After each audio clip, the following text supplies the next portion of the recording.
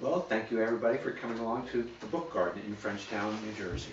So as a proud owner of the store, business partner Caroline, we like to sell books, but also to sell the art of writing the books too. And one way to do that is to have social gatherings where people can sit and talk about the books. So one also benefit of being the owner of the store is that we get to meet a lot of very interesting people that I would have never met in my previous line of work, for sure. One of those would be Kim Nagy from the Wild River Review and Joy Stokey. They have online a very interesting website where they are promoting authors both local and from afar. And with that said, I will turn it over to Kim. Hi, I'm Kim Nagy of Wild River Books and Wild River Publishing. And it's my great pleasure to be here at the Book Garden in Frenchtown, New Jersey. I appreciate the support of local publishers and local authors. And I also love coming together in community around books, which are really the passion of my life, and stories. And it's been such a great honor to work with author Mark Lyons, who is director of the Philadelphia Storytelling Project and a truly gifted author. So I'm going to read from a short story in my collection called Aaron's Auto Body and Restoration.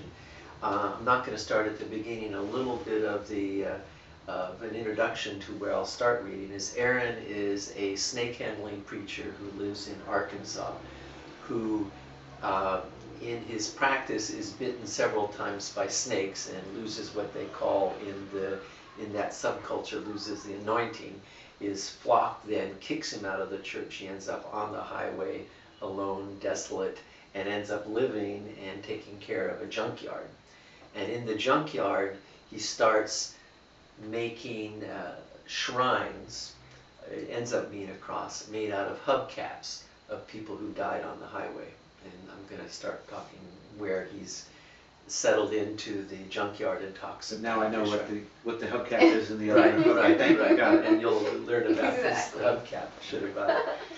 Okay, so this is all in first person. This is an Aaron voice. I began this cross to help those two lonesome travelers to the other side.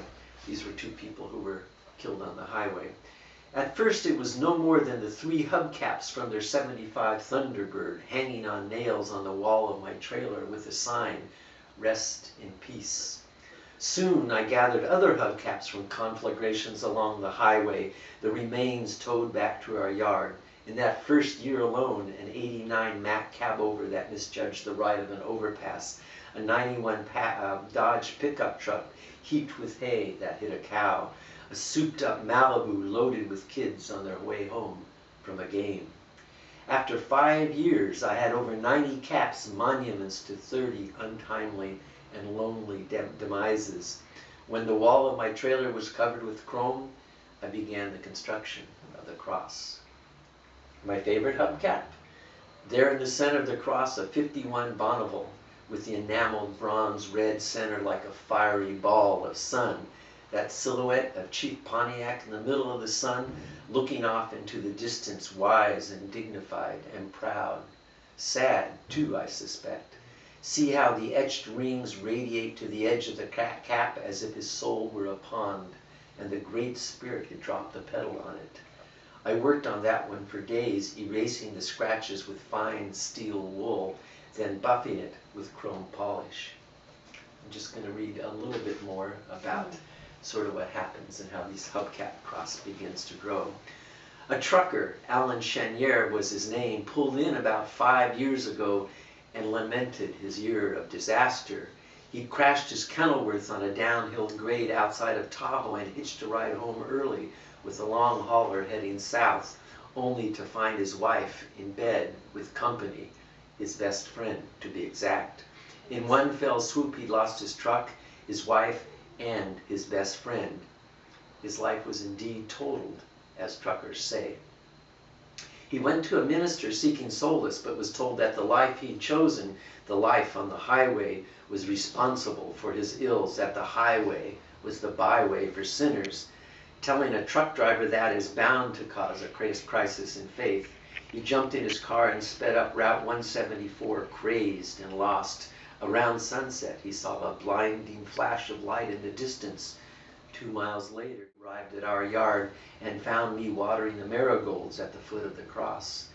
I offered him some coffee, and we walked and talked amongst the metal remains. He said he stopped because he saw the flaming cross as a sign. I said it might be a sign that his minister had erred. Possibly the highway was the right way for him. There were many roads to heaven. So I'll stop there. I felt rather touched by that section. That such kindness went out from the junkyard, and at that point in the short story, he now owns the junkyard, I believe, because Right. The previous owner has already passed away, or he's retired to Florida.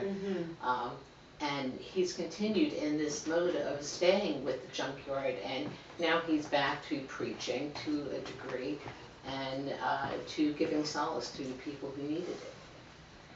And it's interesting, there's one point in the story before that, when he introduces himself, he introduces himself as Aaron, and he realized that's the first time in 30 years that I've never used the name preacher Aaron. Yes. Yeah. Have you traveled a great deal in that area? Have you, do you have a lot of physical experience with trucks and people who are on the road, so to speak? Well, there are two parts to that. That's it. One is in my ute, I hitchhiked across the country a lot, and my favorite rides were over there. You know, it was like a big adventure for a kid, and they would stop at truck stops and they'd treat me. So that sort of subculture of truckers is something that I romanticize, you know, and romanticize as a young person. And then I lived and worked in the South for a long time, and primarily lived in a black community, so I was familiar with black red clay churches, but wasn't familiar at all with sort of what are primarily white snake handling churches. And that was one of the things that when they say write what you know, that was right, which you can research on Google. Yes. But that I wanted to know. And that kind of gets to my question, is because all the stories are a little bit different, but you're sort of answering it. You have experience in the South and here, but how much extra research do you do as the stories change? Obviously, the dialect changes. A lot of the keywords will change for what they're talking about. How much time are you spending? You know, if you're writing a 500-page manuscript, yeah, you have to do 2 years of research in order to get it all done. But when you're writing these shorter stories, how much time are you thinking about it? And then, like you say, you did hitchhike, so you have some familiarity with some of it. But if you're talking about a location in Missouri, you know, versus someplace up in Montana, it's a little bit different.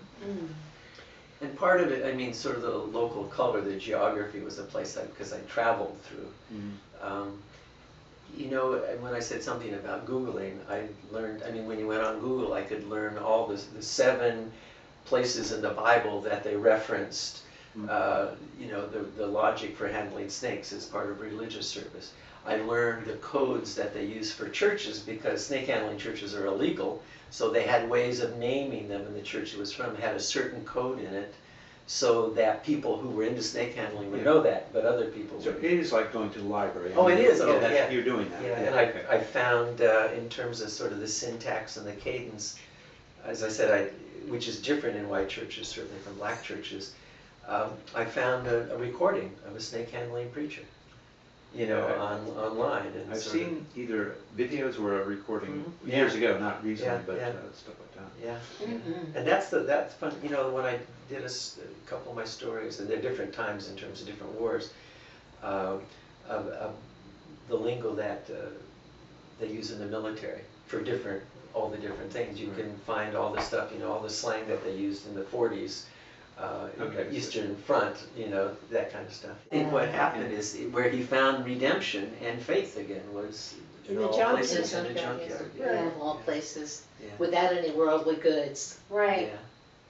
And yet he could still build these shrines.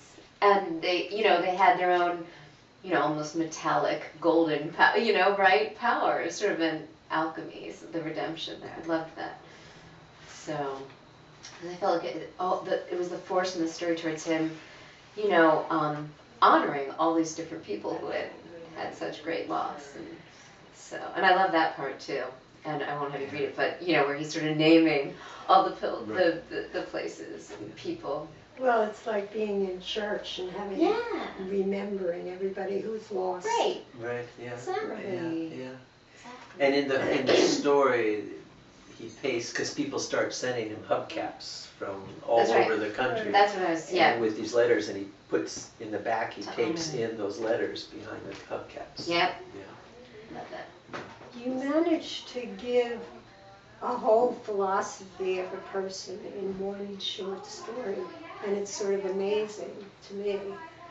That's, I think a good short story is harder to write than a whole novel. Really, That's right. I really feel that way. Because if you can get across what you feel in one short story, that's talent. Well, it's like a poem too, in the sense that you don't have that much space, do Right. you, to Exactly. spread out. You know, you got to pack a punch. So. And that's what he did again in Arnold's Roadside Arnold's Cafe. Roadside I love Cafe, that which too. I love. And here is his philosophy of Yeah. this gentleman. He's like a guru. Right. He Right. is. He's sort of like a guru.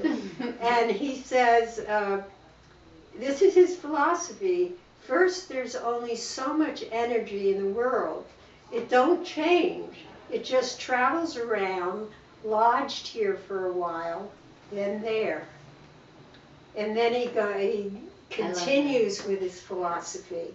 And this, sort of gives you the chills. Yeah. I hope some vulture finds me and nibbles away, picks me clean. And here's his philosophy. Then I'll give the energy back. Fill that vulture's tank so he can have a few more hours of flying time. We're all glorified roadkills in one way or another. Mm-hmm. I'm glad you find that uplifting. That's the way I meant it, but That's why I read it too, actually. some people could find It's that sort of- very pessimistic. It's sort of the circle of life. Yeah. It That's is. the way I thought of it. That is the circle of life. When you're writing,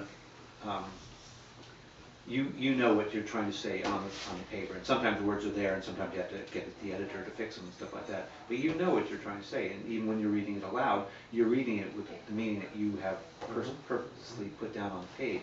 But when somebody else is reading your work, do you ever like pick up on some things like, well, I didn't mean it like that, but and then get some other meaning out of it? Yeah, and I fake it. I said, oh yeah, that's exactly what I meant. Yeah, you really got it. You're right, that's totally Because you're, No, but you are trying to. So I'm asking you seriously. No, do you see that is really true, and often people find, and it's something that I don't realize I've done sometimes until they point it out, saying, you started this part of the story with this image, and here, way back in the end, the image reappears. That was brilliant. And I said, oh yeah, that was pretty cool. And I, sometimes that is intentional, and sometimes I realize, because that theme's running through that, it sort of happened sub rosa almost, but, and I said, oh yeah, that really, so people point out things about my writing that I don't realize when it's happened. And not in a bad way. They're just taking what you're delivering. They're taking it in slightly different helpings, sort of. I didn't shock you, did I? With my reaction? No, and in fact, you really got it. And, I think that's. You went right to the. That's if I were to say what's the heart of the story. And part of it is interesting because the seeds of a lot of these stories are people like Arnold, is somebody actually I met. Oh, really? Yeah, 40 years ago, who sort of haunted me. I never forgot that 4-hour encounter. I feel like I'll never forget the story either. Well, that's a good way to that's a good way to end the session, because now we have to go in the other room and actually talk to the other people. Yeah.